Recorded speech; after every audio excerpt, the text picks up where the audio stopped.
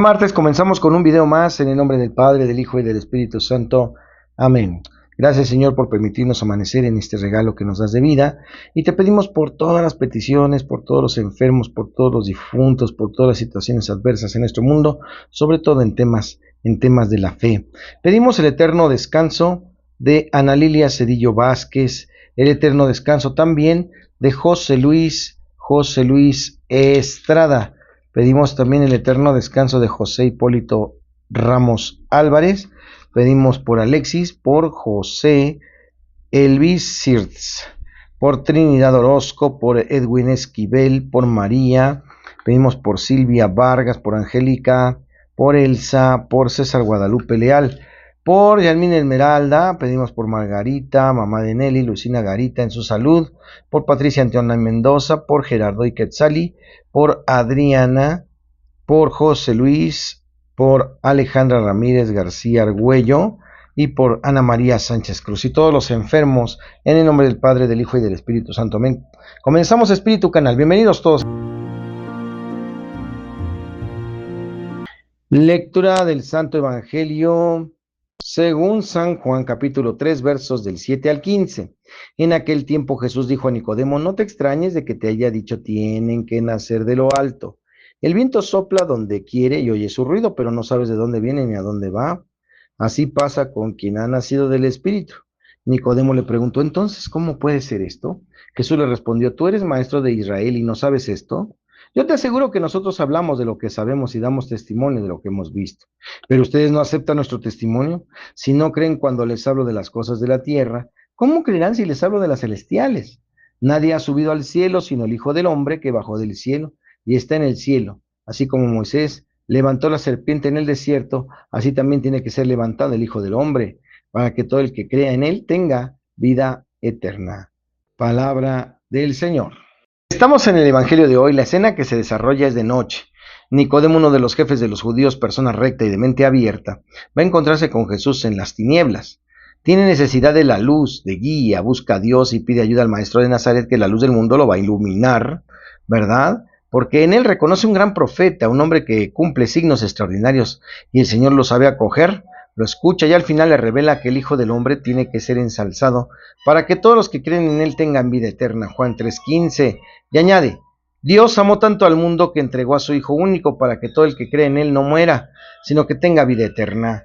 Nicodemo, que quizá en ese momento no comprende plenamente el sentido de estas palabras, podrá de seguirlo de vez en cuando. Después de la crucifixión, ayuda a sepultar el cuerpo del Salvador. Comprenderá entonces que Dios, para redimir a los hombres, hizo hombre y murió en la cruz, abrazándola para nuestra salvación, la transformó de medio de muerte a instrumento de vida, enseñándonos que nadie puede separarnos de él. Y precisamente lo pueden checar en Romanos 8:35 al 39, y que su caridad es más grande que nuestro mismo pecado. Francisco, en la catequesis 30 de marzo del año 2016. Y después terminó con el Papa León XIV en esta situación de evangelio que nos otorga a través del Ángelus, que nos dice el 14 de septiembre de 2025. Las palabras de el Santo Padre también nos iluminan en este momento. En el tema de hoy, la distinción entre el ruido y la voz del evangelio. El mundo de hoy tiene que estar atento para distinguir la voz de Dios en medio del ruido que no nos permite reflexionar. La voz de Dios tiene un mensaje para el hombre interior y quiere dar a luz en la vida. ¿Cómo mantendrá una persona su camino? Guardando la palabra. Chequen el Salmo 119:9. La palabra tiene un sentido que se descubre con la fe y la razón, que son las dos alas con las cuales el espíritu humano se eleva a la contemplación de la verdad. Tomada de Fides et Ratio de Juan Pablo II. Para algunos esta voz es molesta, incómoda y trata de desacreditarla, atrincherados en los errores de la Iglesia, pero aquellos que la han descubierto se vuelven ecos de esa voz. La separación entre Iglesia y Estado, establecida por las leyes de reforma de 1859, ha sido saludable para la sociedad mexicana. La anterior unión de estas fuerzas había ocasionado la corrupción de la jerarquía eclesiástica y de los gobernantes. Sin embargo, esta separación no debió haber incluido la división entre fe y vida en cada uno de los miembros de la sociedad, porque estos son dos aspectos que están y se mantienen en la persona que trabaja, que se comunica, que emprende, que se desarrolla y que vive en la sociedad, en esa misma que cree. Exigir una separación entre fe y vida es orillar a las personas y a la sociedad entera a vivir en una dualidad ajena a su ser, pues aunque viva distintas dimensiones, la persona mantiene unidad en su ser. La fe no es una ideología ni solo una actividad que se realiza como un rito dentro de un templo o determinado momento. La fe acompaña al hombre en todas las dimensiones de su vida laboral, familiar, social y política. En las Escrituras se afirma que la fe demuestra en nuestras obras, Santiago 2:14, y el cristiano tiene el Evangelio como camino de vida porque la fe no es separable del aspecto social.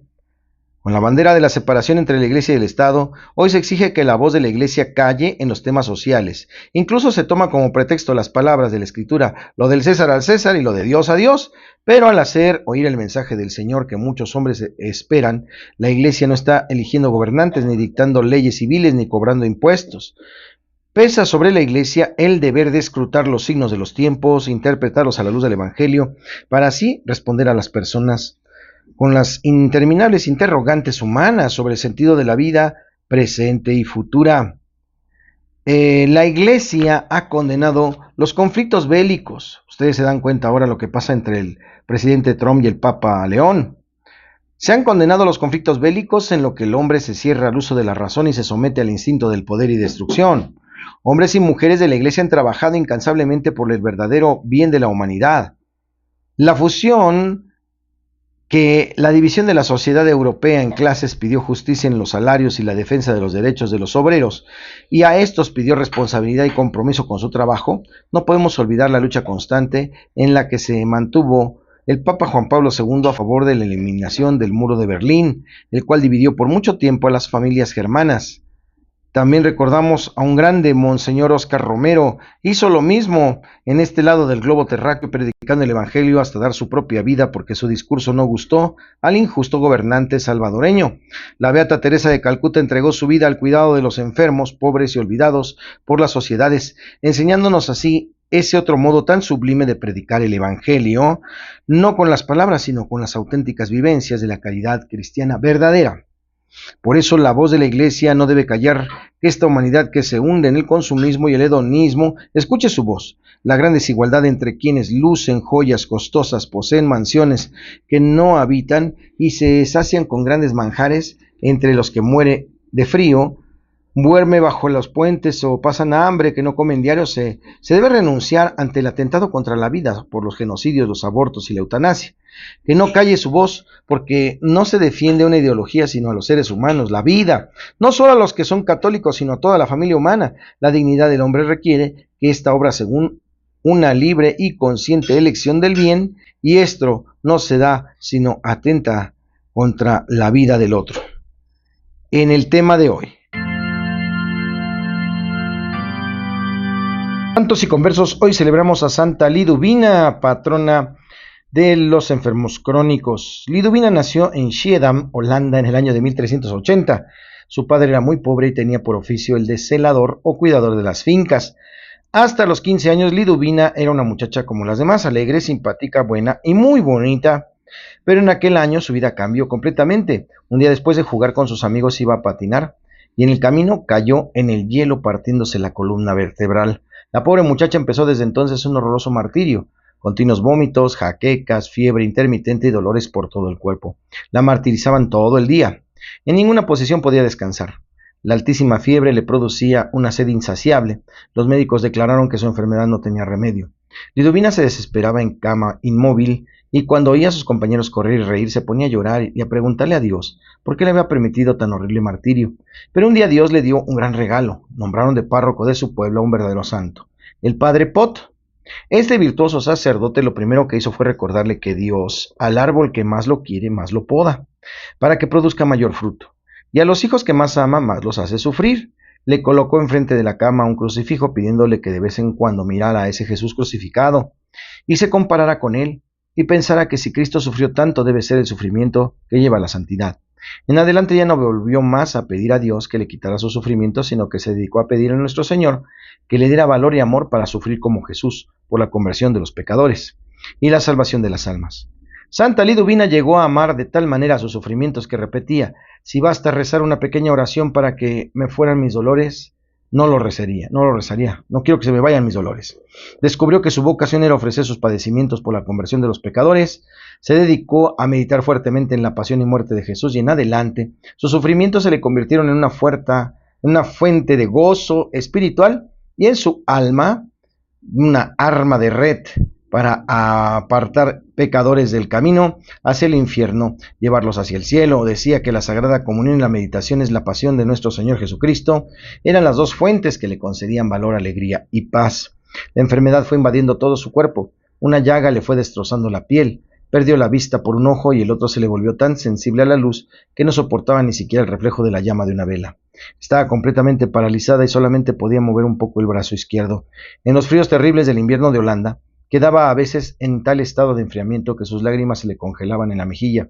En el hombro izquierdo se le formó un absceso dolorosísimo, y la más aguda neuritis o inflamación de los nervios. Le producía dolores casi insoportables.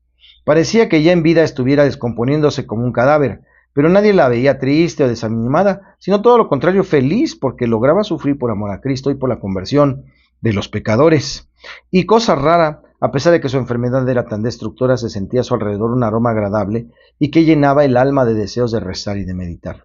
Cuentan las antiguas crónicas que recién paralizada una noche, Liduvina soñó que nuestro Señor le proponía: para pago de tus pecados y conversión de los pecadores, ¿qué prefieres? ¿38 años tullida en una cama o 38 años en el purgatorio? 38 horas, perdón, en el purgatorio. Y que ella respondió: prefiero 38 horas en el purgatorio. Y sintió que moría, que iba al purgatorio y empezaba a sufrir. Pasaron 38 horas y 380 horas y 3800 horas y su martirio no terminaba. Y al fin preguntó un ángel qué pasaba por allí, por qué nuestro Señor no me había cumplido el contrato que hicimos. Me dijo que me viniera 38 horas en el purgatorio y ya llevo 3800 horas. El ángel fue y averiguó y volvió con esta respuesta: ¿que cuántas horas cree que ha estado en el purgatorio? Pues 3800. ¿Sabe cuánto hace usted? ¿Sabe cuánto hace usted que se murió? No hace todavía 5 minutos que se murió. Su cadáver todavía está caliente y no se ha enfriado. Sus familiares todavía no saben que usted ha muerto. No han pasado 5 minutos y ya se imaginaba que llevaba 3800. Al oír semejante respuesta, Liduvina se asustó y gritó: Dios mío, prefiero entonces estarme 38 años tullida en la tierra. Y despertó y en verdad estuvo 38 años paralizada, y a quienes la compadecían les respondía: tengan cuidado porque la justicia divina en la otra vida es muy severa. No ofendan a Dios porque el castigo que esperan los pecadores en la eternidad es algo terrible que no podemos ni imaginar. Para el año de 1421, o sea, cuando tenía 12 años antes de su muerte, las autoridades civiles de Schiedam, su pueblo, publicaron un documento que decía: certificamos por las declaraciones de muchos testigos presenciales que durante los últimos 7 años Liduvina no ha comido ni bebido nada, y que así lo hace actualmente. Vive actualmente de la Sagrada Comunión que recibe. Santa Liduvina, paralizada y sufriendo espantosamente en su lecho de enferma, recibió de Dios los dones de anunciar el futuro a muchas personas y de curar numerosos enfermos, orando por ellos. A los 12 años de estar enferma y sufriendo, empezó a tener éxtasis y visiones. Mientras el cuerpo quedaba como sin vida, en los éxtasis conversaba con Dios, con la Santísima Virgen y con su ángel de la guarda. Unas veces recibía de Dios la gracia de poder presenciar los sufrimientos de Jesucristo, que padeció en su santísima pasión. Otras veces contemplaba los sufrimientos de las almas del purgatorio y en algunas ocasiones le permitían ver algunos de los goces que nos esperan en el cielo. Dicen los que escribieron su biografía que después de cada éxtasis se afirmaba más y más en su vocación de salvar almas por medio de sufrimientos ofrecidos a Dios, y que al finalizar cada una de estas visiones aumentaban los dolores de sus enfermedades, pero aumentaba también el amor con el que ofrecía todo por nuestro Señor. Cambiaron al santo párroco que tanto le ayudaba por otro menos santo y menos comprensivo, quien empezó a decir que Liduvina era una mentirosa, que inventaba lo que decía. El pueblo se levantó en revolución para defender a su santa y las autoridades para evitar problemas. Nombraron una comisión investigadora compuesta por personalidades muy serias. Los investigadores declararon que ella decía toda la verdad y que su caso era algo extraordinario que no podía explicarse sin una intervención sobrenatural. Y así la fama de la santa creció y se propagó. En los últimos 7 meses, Santa Liduvina no pudo dormir ni siquiera una hora a causa de sus tremendos dolores, pero no cesaba de elevar su oración a Dios, uniendo sus sufrimientos a los padecimientos de Cristo en la Santa Cruz. Para el año de 1433, el 14 de abril, día de la Pascua de Resurrección, poco antes de las 3 de la tarde, pasó santamente a la eternidad. Pocos días antes contempló en una visión que en la eternidad le estaban tejiendo una hermosa corona de premios, pero aún debía sufrir un poco. En esos días llegaron unos soldados y la insultaron y la maltrataron. Ella ofreció todo a Dios con mucha paciencia y luego oyó una voz que le decía: con esos sufrimientos ha quedado completa tu corona, puedes morir en paz. La última petición que le hizo al médico antes de morir fue que su casa la convirtieran en hospital para pobres. Y así se hizo. Su fama se extendió ya en vida por muchos sitios. Después de muerta, sus milagros le hicieron muy popular. Tiene un gran templo en Schiedam. Tuvo el honor de que su biografía la escribiera el escritor Tomás de Kempis, autor del famosísimo libro La imitación de Cristo. En Santos y Conversos, Santa Liduvina, patrona de los que tienen una enfermedad crónica. En Santos y Conversos. La rola del alma, canto al obispo Querétaro. Esto va dedicado para Monseñor Fidencio López Plaza. Esto en el canal de @Alfonso Valderas, todo junto, _B chica de vaca, 8 U de uva. Ahí está, canto al obispo Querétaro. Adelante, hermanos, escuchemos.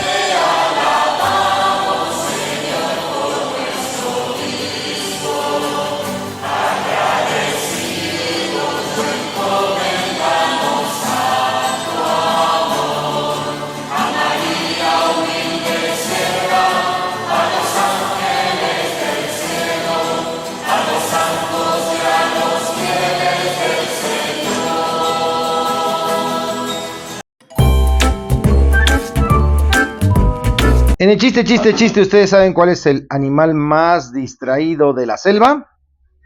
Así es, el oso polar. ¿Qué hace un oso polar en la selva? En curiosidades de la Iglesia Católica, permítanme decirles que fue una experiencia maravillosa estar en Atlacomulco. Yo no conocía pues ninguna parte de este lugar, de esta diócesis, y pues estoy muy contento de haber compartido esta Santa Misa con todo el presbiterio de Azcapotzalco y el presbiterio de Atlacomulco, y ver a mis queridos hermanos obispos, muchos de ellos tan queridos.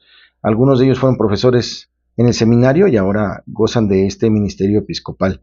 Me refiero a Luis Manuel Pérez Raigosa, monseñor, y también monseñor Salvador González Morales, Chavita, el que fue mi lector de tesis y también mi defensor de la tesis. Interesante, muchas gracias por estar, muchas gracias al señor rector del seminario mayor, monseñor Luis Manuel Pérez Raigosa también. Estuvo el cardenal Norberto Rivera Carrera, tantas cosas que se dicen de él en los videos, algunas muy caricaturescas, ¿verdad? Muy falsas, porque el señor obispo llegó tranquilamente, muy en paz, ¿verdad? Sobre todas las cosas que se dicen. Y bueno, también pude estrechar la mano de monseñor Clavel. También se encontraba pues monseñor Carlos Arch, también estuvo monseñor Florencio Armando Colín, ahí estuvo también con nosotros, una experiencia padrísima. Y bueno, pues poder acompañar a monseñor Alfonso Miguel Castaño Fonseca en este servicio que tuvo con nosotros 7 años en la diócesis de Azcapotzalco, incluyendo la Arquidiócesis de México en la tercera vicaría. Un gran hermano obispo, Dios lo bendiga, gracias por todo, las experiencias fueron padrísimas, el protocolo fue hermoso, la misa fue multitudinaria y pues fue una experiencia muy hermosa, compartir el pan y la sal, compartir ahí también el brindis con todos los hermanos sacerdotes, muchos laicos también que nos acompañaron de la diócesis de Azcapotzalco, y pues bueno, es un paso nuevo en nuestra diócesis y damos también la bienvenida. Estuvo con nosotros también, sin duda, estuvo también nuestro administrador pastoral, nuestro obispo José Antonio. Gracias por acompañarnos. Esto es en las curiosidades de la Iglesia Católica, nueva diócesis para nuestro señor obispo Adolfo Miguel Castaño Fonseca. Y algo peculiar, esta es una de las curiosidades, que ahora ya no se menciona a monseñor Adolfo Castaño Fonseca en la consagración dentro de la plegaria eucarística, ¿verdad? Que ahí te piden decir al obispo de la zona, sino ahora es el nuevo obispo José Antonio. En curiosidades. Gracias por acompañarnos en un video más. Gracias a Dios llegamos bien de Atlacomulco, fue una experiencia muy bonita, y pues reciban la bendición de este martes. No se olviden que estamos en oración por todos y los queremos invitar este próximo jueves. Entra a Cursillo de Mujeres. Si hay alguna dama que me esté escuchando que se quiera comunicar conmigo prontamente para entrar el día jueves a este cursillo de mujeres, están cordialmente invitados. Reciban la bendición, el Señor les guarde, les protege, les bendiga, haga resplandecer su rostro sobre ustedes y les conceda la paz. Que les bendiga el Padre, el Hijo y el Espíritu Santo y les acompañe siempre. Yo soy el Padre Jorge Arturo, te pido que te suscribas y le des like a estos videos para ser parte de la familia de Espíritu Canal. Nos vemos mañana.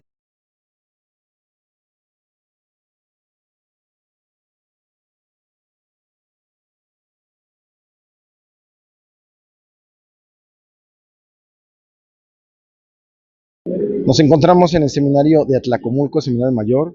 Venimos al momento en que el señor obispo don Adolfo Miguel Castaño Fonseca tome posesión en esta diócesis de Atlacomulco. Ya los sacerdotes están listos, la procesión está a punto de comenzar.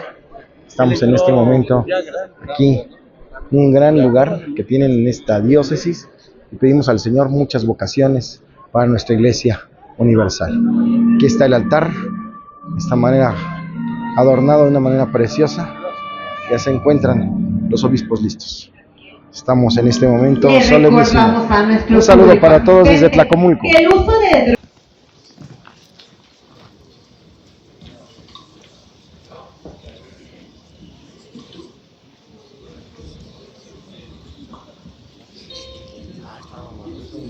Don Norberto y don Clavel, mira. Hermanos, un saludo para todos desde la diócesis de Atlacomulco. La toma posición del señor obispo Adolfo Miguel.